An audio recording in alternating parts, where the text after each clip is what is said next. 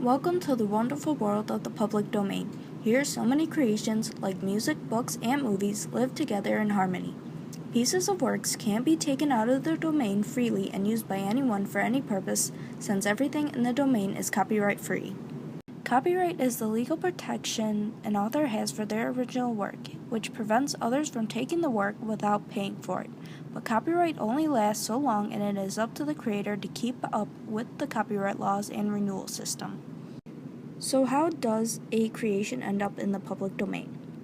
Well, there are 4 ways this could happen. The first is the copyright has simply expired.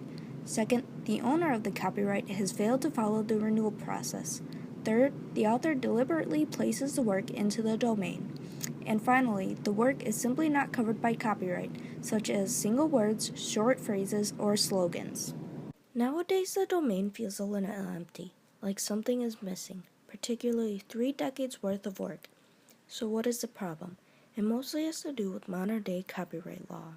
Here's a quick rundown. In 1790, the first law regarding copyright was put into action, which gave authors 14 years and 14 years for renewal on maps, charts, and books only. Soon, in 1831 and 1909, new laws were put into place which extended the years covered by copyright by 14.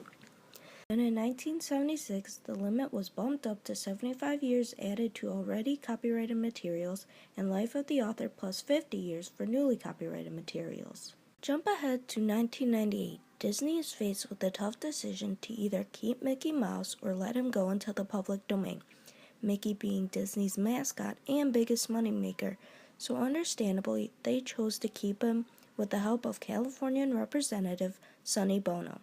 So the Copyright Term Extension Act was signed and put into law. The law extended copyright to the life of the author and 70 years for renewal and 120 years for corporations. To wrap up, here are 2 tips on how to figure out if something is in the domain.